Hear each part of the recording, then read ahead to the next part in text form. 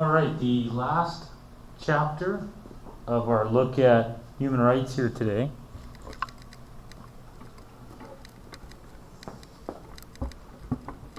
we'll be exploring under what circumstances is the collective justified in limiting rights to individuals.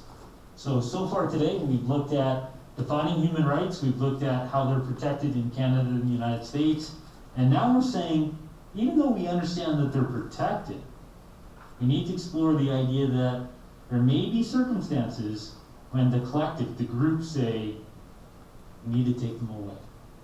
So, in order to look at that, we do have some more in that Prezi that we started earlier. So we can look at the first section of the Charter of Rights and Freedoms, a section called the Guarantee of Rights and Freedoms. And in it right there, there's key language. It says the Canadian Charter of Rights and Freedoms guarantees the rights and freedoms set out in it, subject only to such reasonable limits. So even within the Charter, the government says we can take these things away. As long as we can demonstrate how it's justified to limit it, as long as our society remains free and democratic, we will take your freedoms away. So it's important for the critical thinker to look at the rights within the Charter and to hypothesize, when should we take these things away? So under the fundamental rights and freedoms, and these many people would suggest are the most critical rights, that if you take these away, you lose the essence, the great pillars of our society.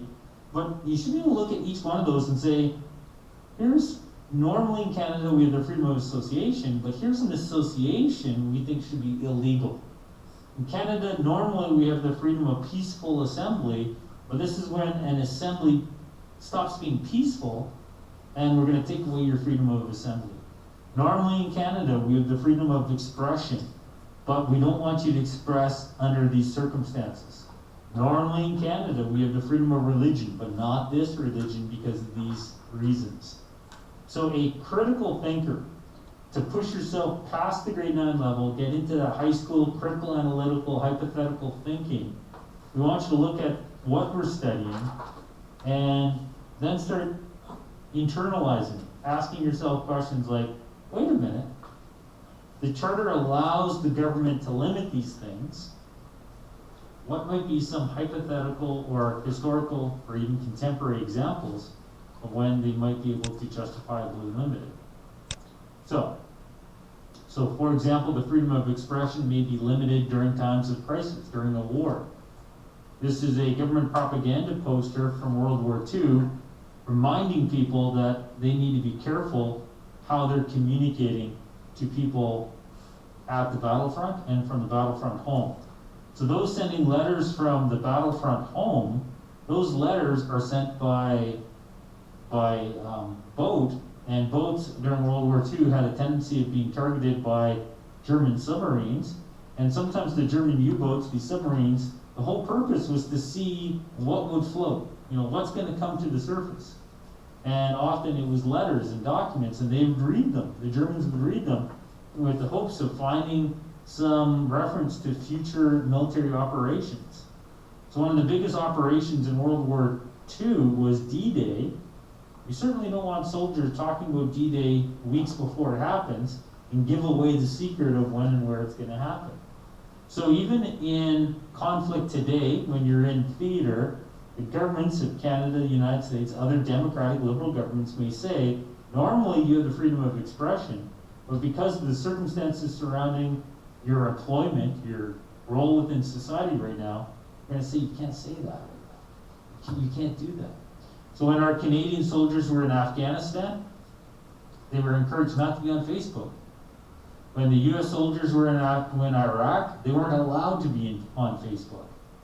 They weren't allowed to be in social media because they may inadvertently be giving information to the enemy.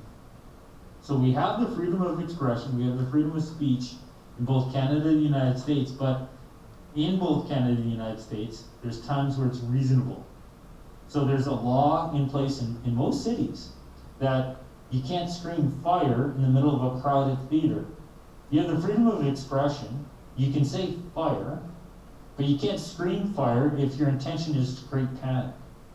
So one of the concepts here in chapter 3 is that we have rights in Canada, but we also have responsibilities.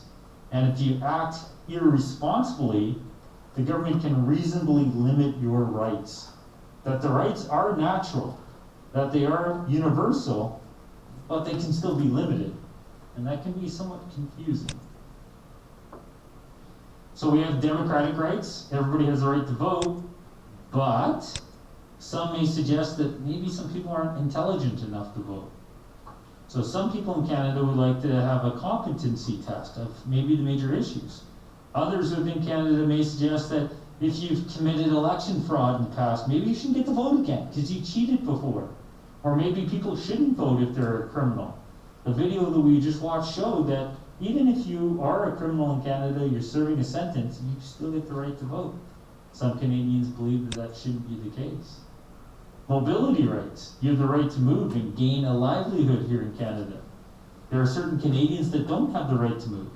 We looked at one earlier in this course when we were looking at the story of JR from Lethbridge, that when she was being transitioned from being in lockup back to being a part of general society, there were steps involved, including things like curfews and limitations of where she could live. At times she lived at a halfway house. So even though mobility rights are fundamental rights in Canada, these are rights that all Canadians have, there are reasonable times that we can say, well, not everybody has mobility rights. There are thousands of Canadians right now in prison. They don't have mobility rights. They can't just go to the door and say, hey, open up, I want out. No, their mobility rights have been taken away. So why do we take them away? Because it can be reasonable to limit them because of the crimes they've committed. So the last concept that I want you to internalize with is this idea that, we reasonably limit things. Is it ever reasonable to hold people without a trial? Is it ever reasonable for the state to use cruel and unusual punishment? Torture. Is there any circumstance, hypothetical circumstance, where you can be torturous?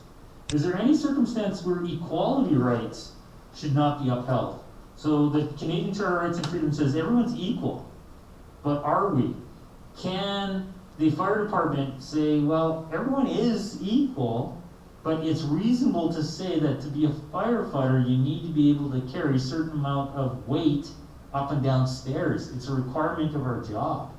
And therefore, maybe some physical disabilities make it hard for you to be employed by the fire department in many of the different roles that the fire department plays.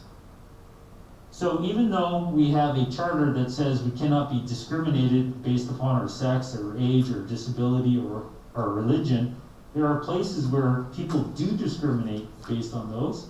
And in the Canadian sense, sometimes it's seen as reasonable. So I want you to consider that concept of reasonable. Is it ever reasonable? Is it ever reasonable to use the death penalty? Is it ever reasonable to take away language rights and say, yeah, you know what, you don't get to speak in French in this circumstance. We're in Wetaskiwin Composite High School, we don't have bilingual classes. Your teacher's not going to instruct in French. This is not a bilingual school. Even though Canada has 2 official languages, we're not going to teach mathematics 30-1 in French. So, last concept I want you to kind of think about. We still have 10 minutes left, so don't pack up yet. You can still work on your worksheets. I can see that you guys love those worksheets. But one thing I want you to think about in your mind while you're working on it is it ever reasonable to limit these universal rights?